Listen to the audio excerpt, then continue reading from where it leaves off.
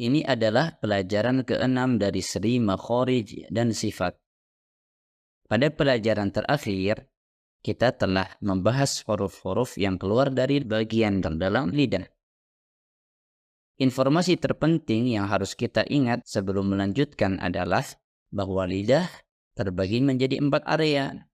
Bagian terdalam dari lidah yang telah kita bahas di pelajaran terakhir sebelumnya, yaitu huruf qaf dan kaf, bagian tengah lidah, bagian tepi lidah, dan bagian ujung lidah.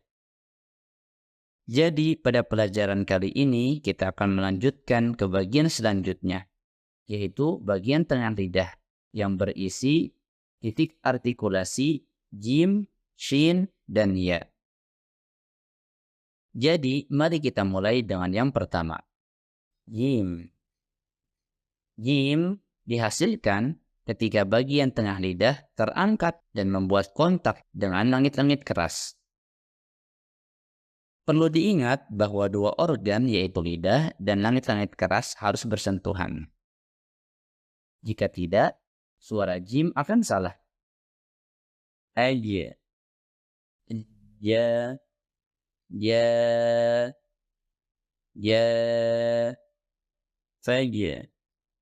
Saja. Tanjeri. Tanjeri. Harap perhatikan, suara jim dalam bahasa Arab adalah bunyi plosif, yang berarti dua hal. Yang pertama, bunyi tersebut dihasilkan dengan cara menghalangi aliran udara sementara sebelum keluar dari mulut dan menghasilkan bunyi tersebut. Kedua, bunyi tersebut tidak dapat dipertahankan atau diperpanjang. Aja. Aja. Jadi, sekali bunyi tersebut dikeluarkan, maka Anda tidak dapat mengalirkan suara ataupun tidak dapat melanjutkan huruf jim tersebut.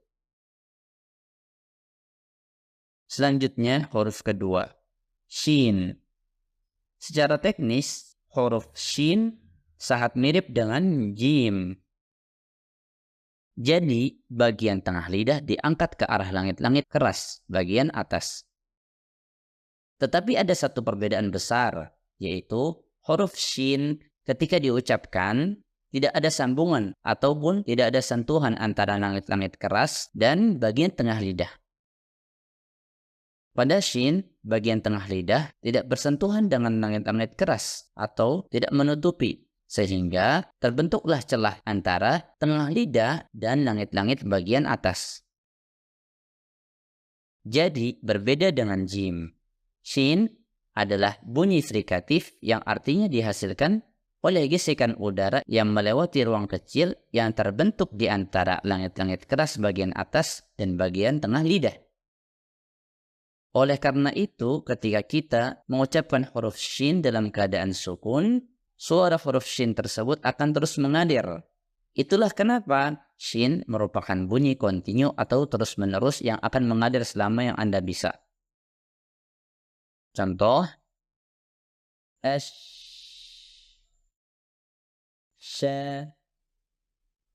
الشيطان الشيطان غواش غواش يغشى يغشى. Jadi bagian tengah lidah terangkat, tetapi ingat tidak bersentuhan dengan langit-langit keras bagian atas. Sekarang huruf terakhir yaitu ya. Khususnya ya wairul maddiyah yang dalam bahasa Indonesia kita sebut i yang sebagai semivokal. Jadi apa itu ya wairul maddiyah atau semivokal? Jadi sebenarnya ya maddiyah adalah ya yang berfungsi sebagai vokal. Dan hal ini terjadi apabila ya sukun didahului oleh huruf yang berharokat kasroh. Dan ya ghairul maddiyah adalah semivokal karena dapat menggunakan tashkil atau vokal pendek seperti fathah, dhammah atau kasroh. atau jika ya sukun didahului oleh huruf berharokat apapun selain kasroh. Bandingkan contoh-contoh kata berikut. Al-masakin, mustaqim, Ibrahim, al-buyud, Quraisy, al-yatama, yauma. Perhatikan ketika ya ghairul maddiyah menggunakan fathah, dhammah atau kasrah ataupun didahului oleh tashkil atau harokat selain kasrah.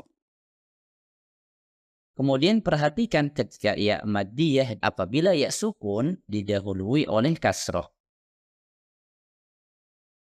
Nah, kedua jenis ya ini, ya maddiyah dan ya ghairul maddiyah, berasal dari dua titik artikulasi yang berbeda. Ya maddiyah telah kita bahas sebelumnya. Apakah kalian masih ingat dari mana huruf tersebut dihasilkan? Beritahu saya di kolom komentar di bawah ini. Namun untuk ya ghairul maddiyah diucapkan dari bagian tengah lidah yang terangkat ke arah langit-langit keras. Tapi intinya ya dihasilkan dengan posisi sedikit di belakang huruf shin dan huruf jim. Seperti yang bisa Anda lihat pada gambar ini. Di situ juga terdapat celah yang memungkinkan udara keluar dan menghasilkan suara. Ai, ya, tabayyan, syai', alaihim. Mari kita perhatikan tiga suara dari bagian tengah lidah berdampingan untuk membandingkan posisi teknis dan suaranya. Anje, anje, ash, ash, ai, anje, ash, ai, anje, ash, ai. Terakhir, karena huruf-huruf ini cukup umum dalam banyak bahasa di seluruh dunia, maka tidak banyak kesalahan umum yang terkait dengan huruf-huruf tersebut. Yang pertama, yang berkaitan dengan jim. Beberapa pelajar mungkin ketika mengucapkan huruf jim sedikit menyisakan celah antara lidah bagian tengah dengan langit-langit keras bagian atas, yang mengubah huruf jim menjadi suara frikatif atau suara yang bisa diperpanjang. Dan suara ini sama sekali tidak ada dalam Al-Quran. Kesalahan ini terdengar seperti ini. Ajj, ajj, al-jazannah, wajzi, ajzrahum. Sedangkan suara jim harusnya tidak bisa diperpanjang. Dan yang benar akan terdengar seperti ini. Anje, anje, al-jannah, waji, ajrahum. Dan yang paling sering terjadi juga ketika kita mengucapkan huruf jim, keluarnya hembusan udara ketika kita membacanya. Contoh, aj, jaf, aj, ja. Kesalahan kedua yang berkaitan dengan huruf shin adalah ketika tidak mengangkat bagian tengah lidah, hasilnya akan terdengar seperti huruf sin. As, lisawah, yas'urun. Jadi seharusnya lidah bagian tengah diangkat ke arah langit-langit keras.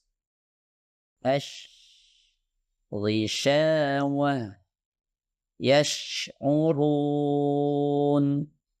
Ada lagi kesalahan yang sering kita dengar di Indonesia khususnya, pengucapan huruf shin, yang mana banyak dari mereka yang membaca huruf shin dengan memasukkan huruf ya di dalamnya. Contohnya, syia, syia. Hal ini kurang tepat. Shin dihasilkan oleh gesekan udara yang melewati ruang kecil yang terbentuk di antara langit-langit keras dan bagian tengah lidah.